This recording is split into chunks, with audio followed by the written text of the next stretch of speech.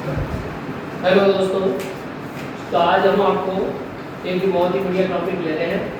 देखिए, ट्रिग्नोमेट्री के अंदर सबसे ज़्यादा जो काम आने वाले हैं आपकी ये साइन थीटा कॉस थीटा के विभिन्न कोणों के मान आपको याद करने के लिए, ये सारणी याद करनी। तो देखिए, इसको रटने की जरूरत नहीं है, ठीक है।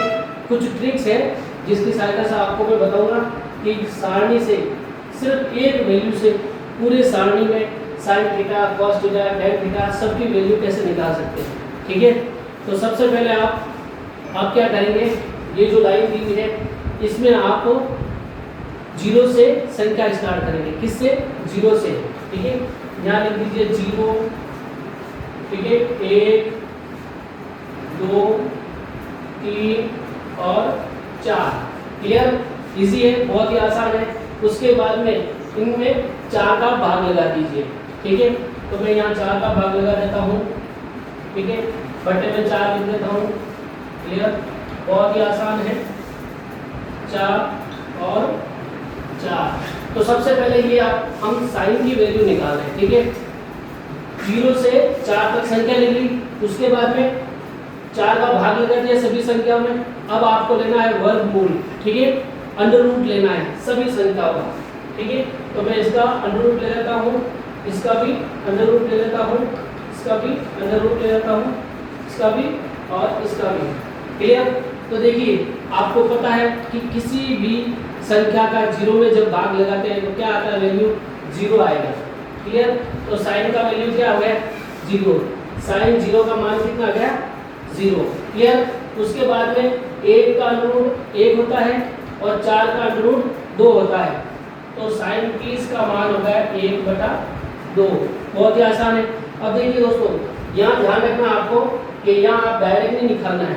आपको यहाँ पता है कि दोनों संख्या एक दूसरे से कट रही है, तो 2 के टेबल से काट दीजिए आप, 1 बार कटेगा, और 2 के टेबल से 4 2 बार कटेगा। तो ये क्या हो जाएगा, यहाँ हो जाएगा अंडर रूट 1/2। क्लियर? तो 1 का अंडर रूट 1 होता है और 2 किसी का अंडर रूट नहीं है, तो इसका अंडर रूट हटेगा नहीं। क्लियर? 1/√2।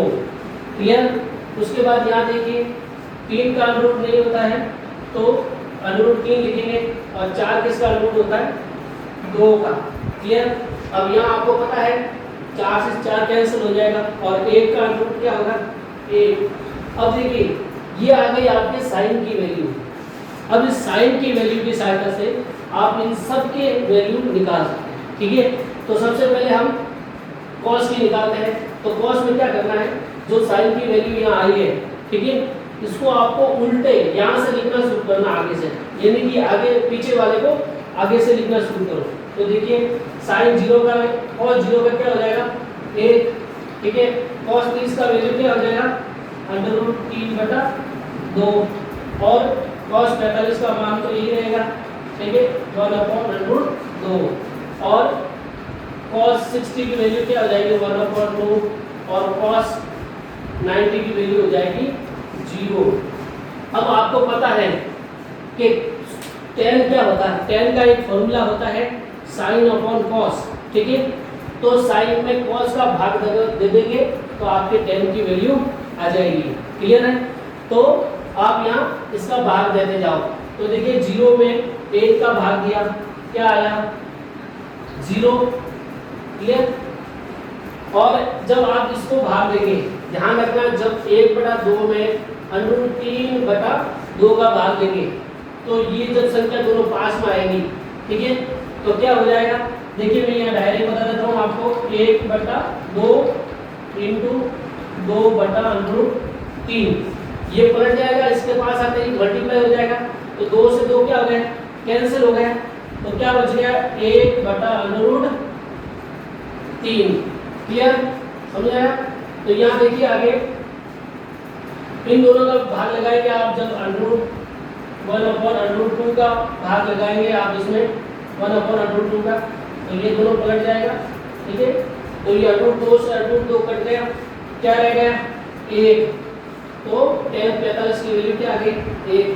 इसी प्रकार इसमें इसका भाग लगा दीजिए, ठीक है। तो √3/2 में आपको 1/2 का भाग लगाना है, यानी कि उल्टा करके आपके क्या आ जाएगा, मल्टीप्लाई 2 से 2 कैंसिल हो गया, 1 का भाग √3 में लगाएंगे तो √3 आपका वैल्यू आ जाएगा। आपको पता है कि किसी भी संख्या में 0 का भाग लगाते हैं तो इनफाइनाइट यानी कि अनंत आएगा, यानी कि अपरिभाषित यहाँ लिख सकते हैं आप। क्लियर? उसके बाद कॉट की वैल्यू क्या होती है, इसकी जस्ट उल्टी, यानी कि इसको जस्ट उल्टा लिख लो तो ये आ जाएगा आगे। ठीक है, उसके बाद में कॉट 30 की वैल्यू आ जाएगी √3 और कॉट 45 के 1 और कॉट 60 का 1/√3 और ये हो जाएगा ये।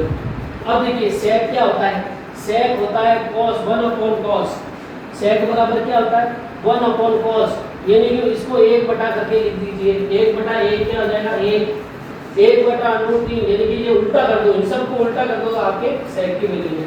इसको उल्टा कर दीजिए 2/√3, इसको उल्टा कर दीजिए √2, इसको भी उल्टा कर दीजिए, ठीक है 2, और इसको जब आप 1/0 लिखेंगे तो क्या आ जाएगा अनंत। और आपको पता है सेक की वैल्यू क्या होती है, सेक की वैल्यू होती है cos का उल्टा, यानी कि पीछे से लिखना शुरू करो आपके पास सेक की वैल्यू आ जाएगी, तो ये आ जाएगा आगे आ जाएगा, ठीक है अनंत।